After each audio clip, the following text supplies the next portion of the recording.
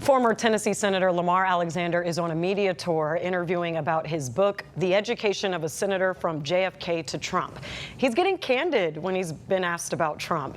Here's his response on CNN's Caitlin Clark's show, The Source, when she asked about compensation for January 6 rioters and the IRS's pledge to no longer pursue claims against Trump over unpaid taxes. You know, President Trump's done a lot of good things on taxes, on nuclear power, on the southern border. I wish he'd stick to that and stay away from revisiting January 6th and going after his opponents. This business of going after people like John Cornyn, who's a respected Republican leader who's voted with him 99% of the time, if he keeps purging Republicans who support him all the time, his majority will go from 53 on down to the 40s. In the next 7 months, he won't be able to pass anything. And my mistake right there, I said Caitlin Clark, I meant Caitlin Collins. I get that often mixed up all the time. We're not talking about basketball here, but we're going to open back up to discussion here. And Susan, I'd like you to start with us. So former Senator Lamar Alexander is talking about Trump's decisions around his pursuit for compensation of January 6 rioters, which he's against. So, you know, what do you have to say about Senator Lamar Alexander's impact right now with what former senator, what he's saying about Trump at this moment? I think he has virtually no impact. I think that Lamar Alexander, he's what I described as he was once a Howard Baker Republican, a fine moderate. He went to Washington when he became a senator. He started to move a little bit to the right. And when Trump, during his first term, he voted not to impeach Trump, and he kind of supported Trump in many ways. And then when he left, he was remarkably quiet about Trump. And now he's coming out on the book trail talking about how Trump shouldn't do this and shouldn't do that. What he really wants to do is sell a book. And that's what's going on. His influence, I don't think he has much influence anymore. Look, in fairness to Lamar Alexander, he's a great guy. Yeah. He was an excellent governor for Tennessee. He served as in one of the presidents, and he's a good guy. But he's an elder statesman who has written his memoirs, and he's trying to shake his finger at Donald Trump right now, and it's a little bit too late. Luke, what do you have to say about his point about the fact that Trump is kind of, you know, creating distance between lawmakers or Republican lawmakers who have been in his corner? I don't think that's the case at all, actually. Trump endorsed in the primaries in certain Republican races because they weren't supporting his agenda, and he won every single one. So I think Trump's power within the Republican Party is at its peak right now. Certainly, it's higher than it's ever been before. And look, you know, with all respect to Senator Alexander, Governor Alexander, this isn't 2016 anymore. You know, Republicans coming out to speak against Trump, that's 8 years ago.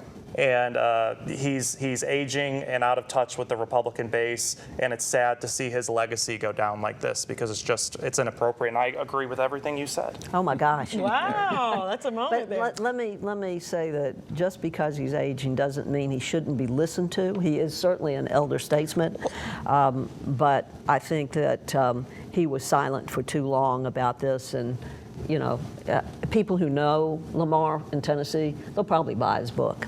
And he also interviewed with NPR and said, quote, that Trump should be listening to more, you know, Republican senators as well, instead of maybe just his staff.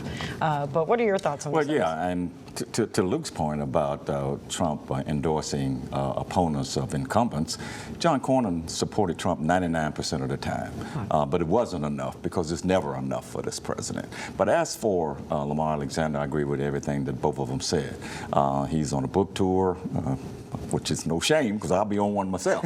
But I do think that he is trying to sort of correct the record of some things that he did not do as a senator, including I didn't think he showed a lot of backbone when he came to Supreme Court appointments, and I don't have time to get into all of that. But he is trying to sell a book. He's a great guy. He was a great governor and a pretty good senator. Okay, I do want to switch gears now so we can talk about the governor's race really quickly in this last segment. So we're seeing both sides. If we can pull that full screen back up, here's the Republican gubernatorial candidates. We see Senator Marsha Blackburn at the top there. We also have the Democrats list, and maybe the names that stand out to anybody in Memphis or Shelby County would be Cornita Atwater and Memphis City Councilwoman Jerry Green. But, you know, Senator Marsha Blackburn on the Republican side did solidify a pretty big endorsement this week. She got the Shelby County Deputy Sheriff's Association support, and on Facebook she wrote, the Shelby County Deputy Sheriff's Association is made up of some of the bravest and most dedicated men and women in Tennessee. She goes on to say, I'm deeply grateful for their support as we work to make Tennessee America's conservative leader and ensure Memphis becomes the safest city in the nation. So she was in Shelby County or Memphis doing this. So, you know, what do you all think? Was that a endorsement that was probably predictable or likely? I'll just say briefly, it was predictable. You know, we're talking about law enforcement here, and they tend to side with people who show law enforcement, and she has to that degree. But in terms of how she really cares about Memphis and Shelby County, she showed that when she was the first one out the gate to say, let's break up the 9th Congressional District. Marsha Blackburn cares nothing about Memphis. Oh, no. It's going to be clear in this campaign that she cares nothing about Memphis. But she'll probably win anyway just because of the makeup of the state. Really quick. I have worked extremely closely with Senator Blackburn's staff. She cares about cities. She cares about the crime problem. And I have been in the room We're when not the talking FBI... just about crime. Well, and supporting law enforcement. And no, if you care about Memphis, then you care about fixing our crime challenge. Well, but there That are is other entirely... things to deal with other than crime, Luke. Okay. And she But you hasn't can't say shown she doesn't any care interest. about. You can't say she doesn't care about Memphis when she has pursued fixing our biggest problem for the past 2 years in very effective ways, and we have the task force in large part because of her. Let's get back to the question.